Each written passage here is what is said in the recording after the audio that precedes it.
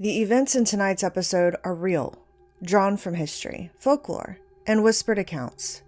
The Academy's connection to these events exists only in legend, as intended. Before you enter these halls, heed warning. Tonight's chilling tales are not for the faint of heart. All who enter must be prepared to explore stories of darkness, mystery, the macabre, and all the darkest parts of humanity.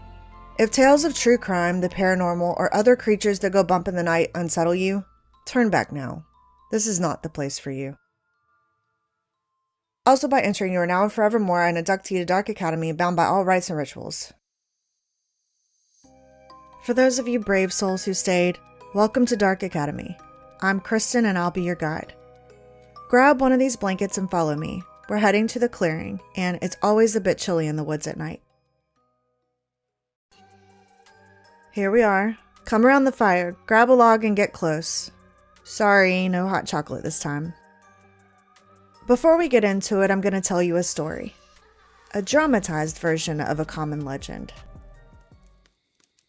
One night, a girl we'll call Raven was sitting by the fire, like we are now, regretting every decision that led her into these dark woods deep in the mountains. Her idea of outdoorsy is choosing the patio seating at her favorite Mexican restaurant, drinking margaritas. She was cursing her friend across the fire who convinced her this would be a good time. We'll call her Karina. You'll love it, Raven was promised. How could she possibly think this is a good time? It's cold, the smoke makes it hard to breathe, I can't see to read my book. It's so boring. And what are all these noises? I wish this random dude in the campsite next to us would stop playing that stupid guitar. She stood up quickly. I need to use the restroom. Where are the facilities?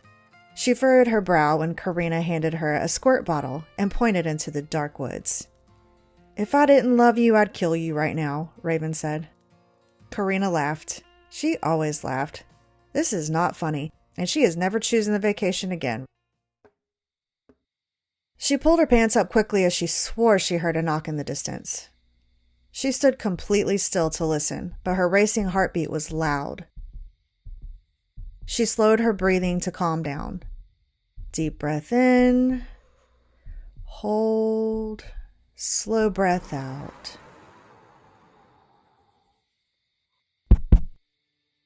That was a lot closer. She was scared to move. Nothing happened for a while. Too long. No knocks, no footsteps, even the bugs had gone silent. She had to get back, but she was frozen. Suddenly, something enormous cracked branches right beside her. She knew she shouldn't run like prey, but instinct took over. She took off as fast as she could back to camp. Karina looked amused when Raven came falling out of the woods. Until she found out she dropped the water bottle down a small ledge in her panic. They decided they'd go back for it in the morning.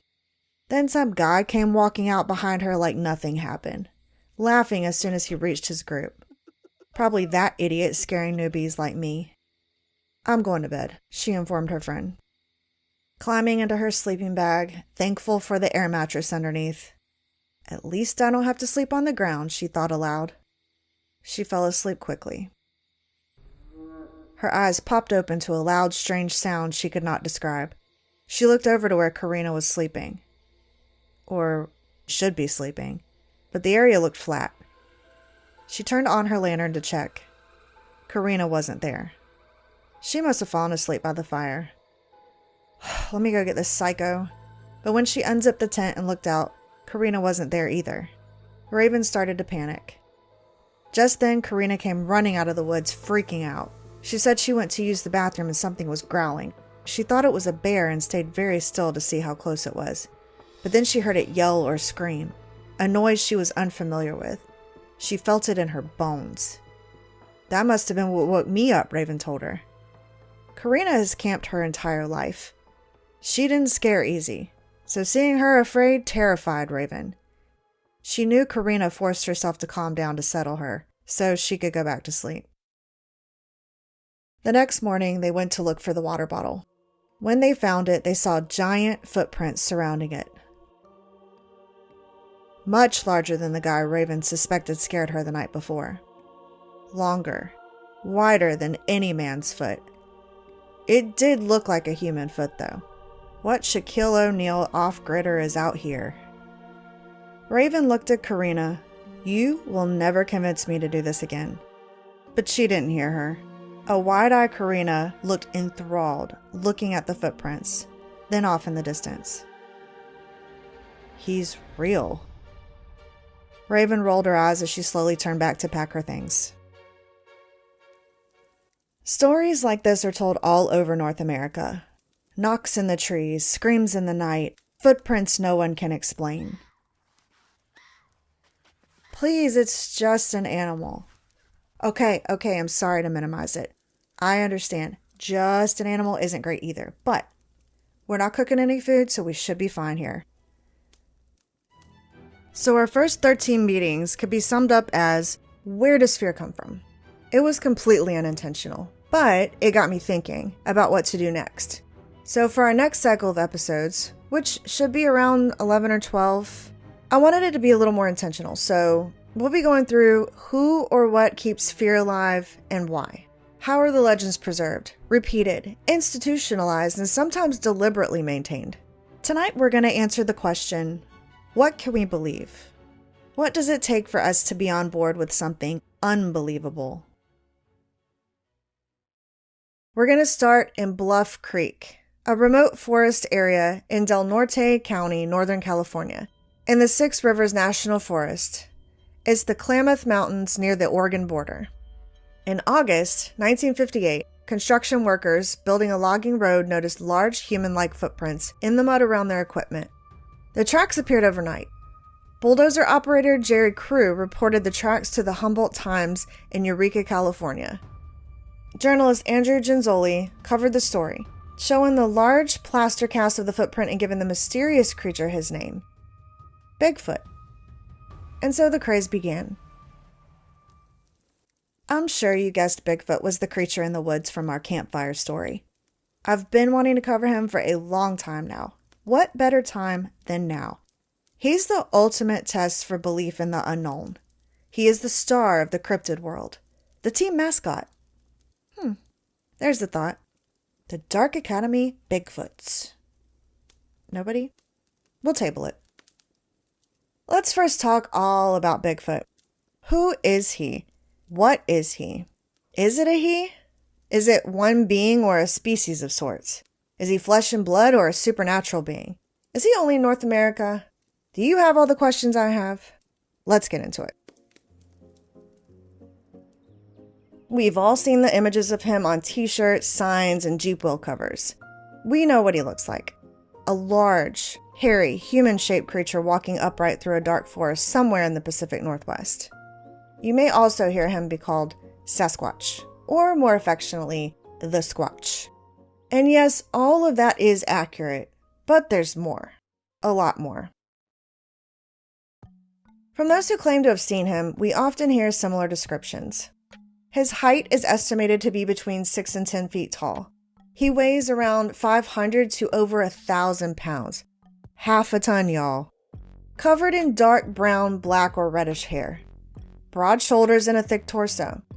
Long arms that reach below the waist. Walking upright on 2 legs, or bipedal. Large feet, obviously, roughly 14 to 24 inches long.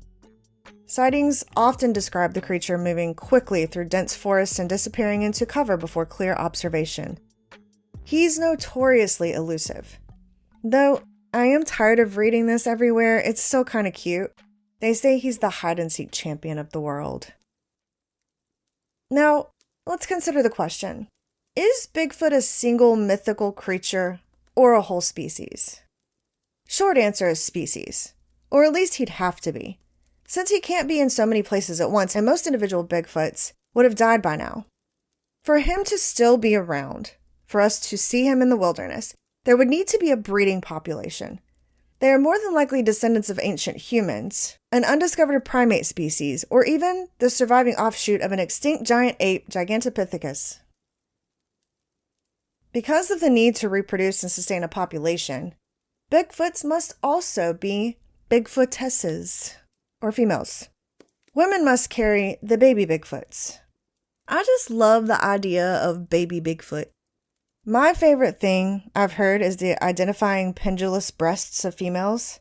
Oh, the hanging freedom of a braless Bigfoot. While Bigfoot is most commonly associated with the Pacific Northwest, sightings have been reported all over North America. As you might remember from the skunk ape episode with Becca, there are even stories of a similar creature here in Florida. Some call him Bigfoot's cousin. One might say a Florida man Bigfoot. That one is me. That is also one of my favorite episodes we did, so I highly recommend giving it a listen if you haven't already, or a second listen if you have. Since they've often reported in regions with low human populations, I think they don't like us. But we keep looking for them. The vastness of the wilderness is what keeps my hopes alive.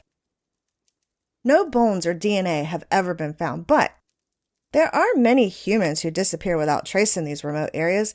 Obviously, there are areas some can go undetected.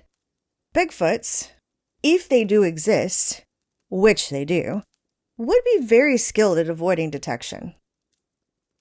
What also fuels my fascination is the consistency of stories and folklore about similar creatures across different cultures and time periods. For example, most of us have heard of the Yeti in the Himalayan mountains, the Almas in Central Asia and Russia, the Yowie in Australia, the Orang Pendek in Indonesia, Yeren in China, and many, many more. Native American legends also talk about wild man-like beings. For instance, I'm going to try not to butcher this.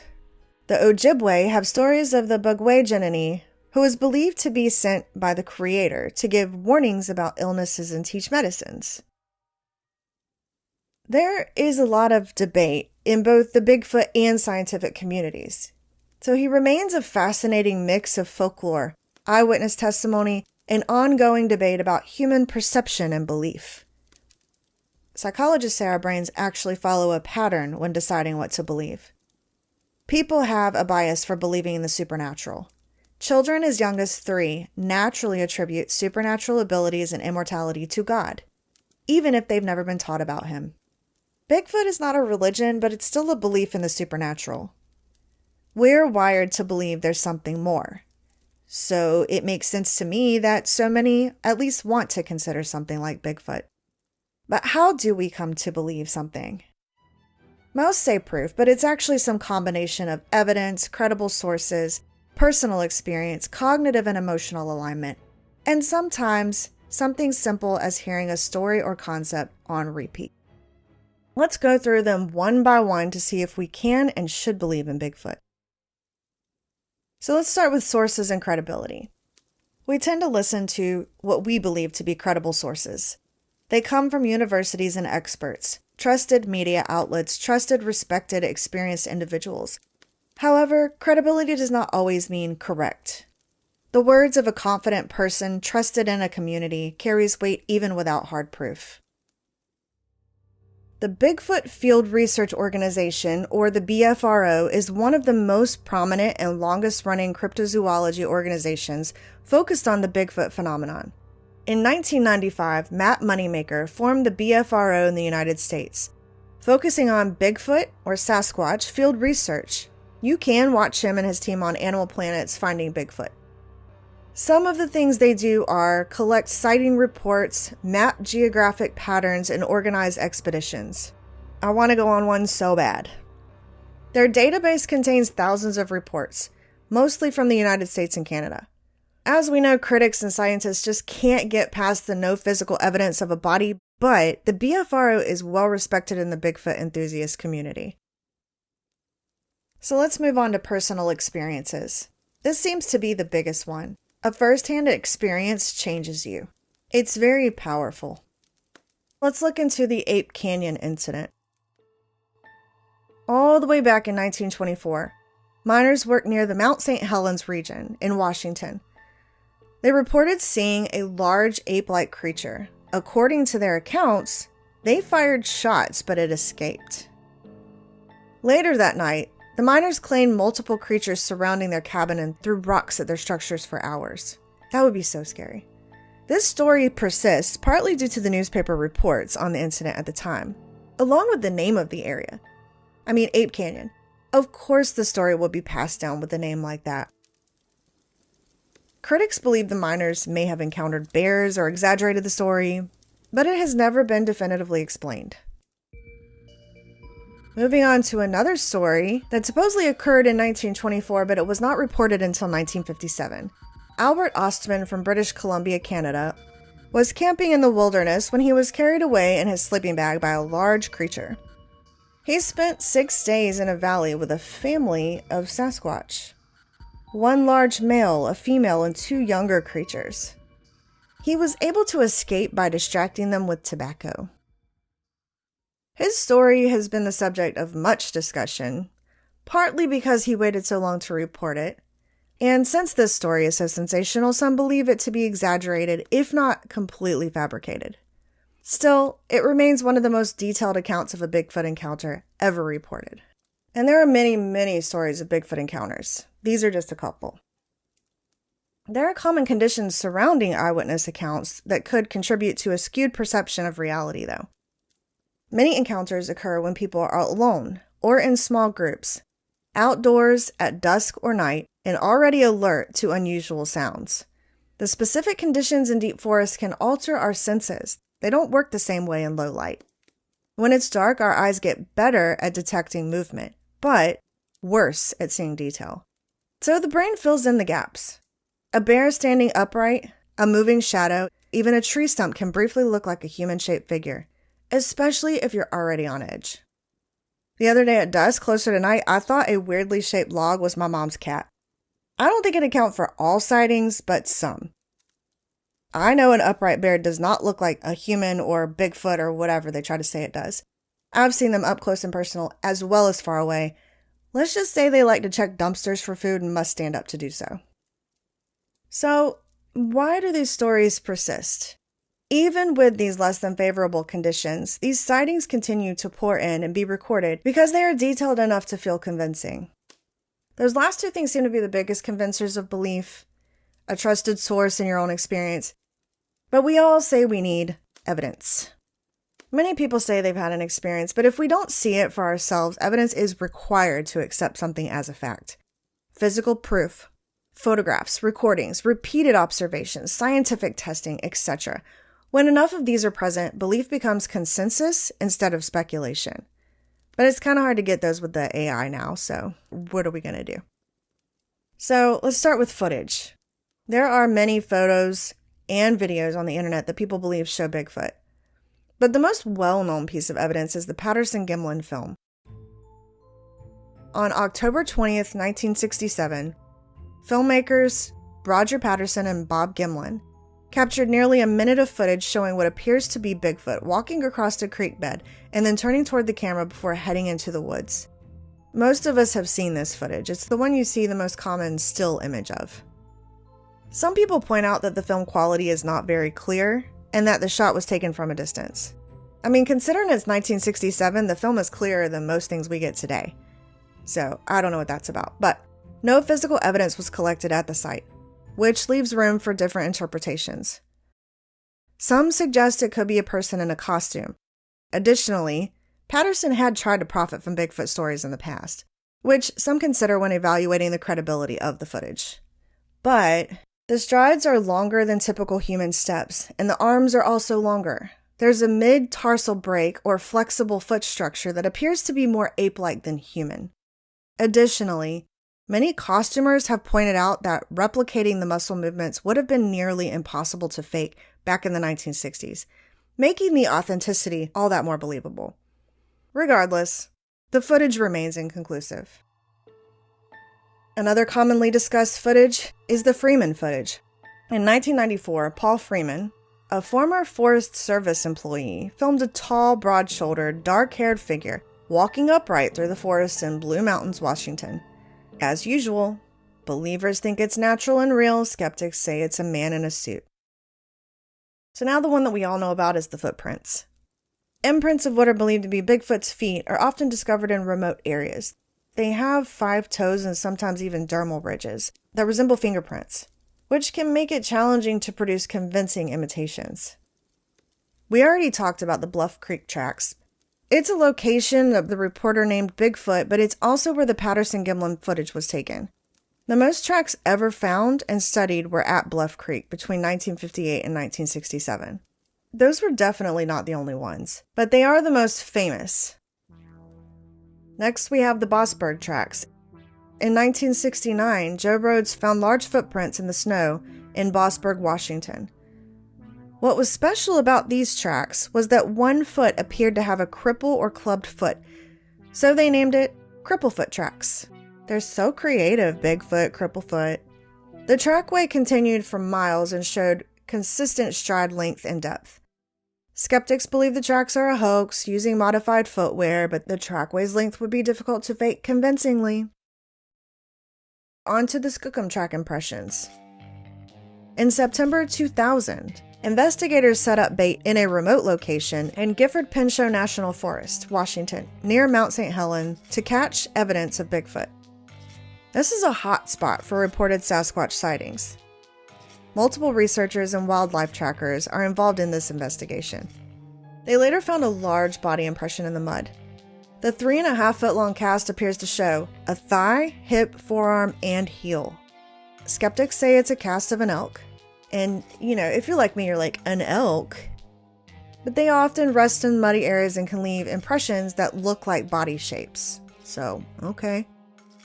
But believers say it's a large primate sitting or lying down. They argue the anatomical features are not typical of a hoofed animal. They believe it's the most detailed Bigfoot trace pieces ever found. No matter how many footprints there are, people will always be skeptical because there are known hoaxes and they've never led to an actual animal. Proponents argue Bigfoots are very intelligent and avoid human detection. Then we have the Sierra Sounds. If you're not familiar with Bigfoot, you might think the only evidence we have are footprints and personal sightings. However, there's actually more to that story. For example, in 1971, Rob Moorhead and Al Berry recorded what are known as the Sierra Sounds in the Sierra Nevada mountains. These recordings feature strange vocalizations heard at night, sometimes described as language-like sounds or howls. Some linguists who have studied the recordings suggest that the vocal patterns resemble structured communication rather than animal sounds. While some critics point out that these particular recordings haven't been repeated, a show I really love, Expedition Bigfoot, captured and analyzed a mysterious sound believed to be from Bigfoot, which included noises that seemed to be beyond normal human capability to produce or perceive. Critics still point out that sound distortions and background noises can influence what we hear and record. Either way, imagine hearing that in the middle of the night, like Raven and Karina did. Let's move on to some hard evidence. Hair and DNA. Not a lot to report on DNA other than many hair samples have been collected. So far, though, the tests have identified them as belonging to bear, deer, elk, horse, and human, not Bigfoot. Nothing undefined, nothing unidentified. At this time, there hasn't been any confirmed DNA evidence of an unknown large primate. Despite many years of exploring and searching, there's still no verified evidence of finding a skeleton, skull, fossil remains, confirmed hair or tissue, carcass, or a living captured specimen of Bigfoot. In the 1960s, a man named Frank D. Hansen had a frozen Bigfoot inside a block of ice called the Minnesota Iceman. He displayed it at fairs and carnivals. Scientists were intrigued, but after examination, they found it to be a hoax, more than likely a rubber model. For Bigfoot to be a mammal that has remained present for so many years and has been seen in so many different places, it would seem that a sizable population must exist. Over time, there should be multiple remains or indications of such a population. Some enthusiasts believe the Bigfoot would bury its dead, which could be a reason why remains haven't been found. But there has to be some that wander off on their own and gets lost. It just doesn't explain it all. Okay, into the smaller things that make us believe, we have our cognitive and emotional alignment. People are more likely to believe ideas that fit into their existing worldview or emotional instincts. If it satisfies curiosity, wonder, fascination, or fear, the belief will stick. Emotions play a larger role than most want to admit. We need to know what it is to calm down. It has to align with cultural stories. Why does Bigfoot fit this? There is still so much unexplored wilderness, and humans don't know everything yet. New species are still being discovered. There would still be undiscovered animals. For many people, including me, the idea of Bigfoot feels plausible and exciting, which helps the belief persist. I want him to be real. Repetition and social reinforcement is also something, so the more often we hear it, the more believable it is. In psychology, the illusory truth effect says repeated information starts to feel true simply because it's familiar. Information shared by communities, reported by media, supported by like-minded people. This is why your algorithm is so important. Bigfoot has always been in our cultural folklore. He's in documentaries, podcasts, television shows, internet forums, books, movies, and tourist attractions. The more the story is told, the more real it becomes. And the last thing that helps things become believable, like I said about your algorithm, there have to be accountability and consequences, and that's not always the case. Some people choose what to believe based off of how that belief affects their life. Science research must prove their claims, and the outcomes must be repeatable. People out in the world don't have that burden of proof. Are there consequences if they are wrong? Are their claims tested? Are they accountable for their statements? If these answers are no, belief in unsubstantiated claims can spread quickly. Bigfoot sightings are hard to discount. Are you telling me I'm lying? There's no real formal accountability. That doesn't mean witnesses are dishonest. It just means the claims can't be substantiated using normal systems. So what does Bigfoot teach us about belief? He survives because it has eyewitness accounts, cultural familiarity, emotional appeal, and repeated storytelling. It's yet to be confirmed because it lacks conclusive physical evidence, so it sits in that uncomfortable middle ground between possibility and proof. Now for some fun stuff. Because no physical evidence has ever been found, some fringe theories have emerged. From this we get UFOs, supernatural beings, and cover-up conspiracy theories. Let's get into it. We'll start with government. One of the most common stories in Bigfoot conspiracy circles is the helicopter removal theory. Witnesses claim government officials show up in military helicopters to remove Bigfoot bodies from the wilderness before the public can find them. Supporters of this theory say this could explain why no skeletons or carcasses have ever been found. There's also the National Park Protection Theory. This theory would suggest the government would cover up finding Bigfoot because they would have to close protected areas or halt logging, construction, and restrict development. There would be even more wildlife protection laws slowing current progress. Another one is missing 411, or the disappearance theory.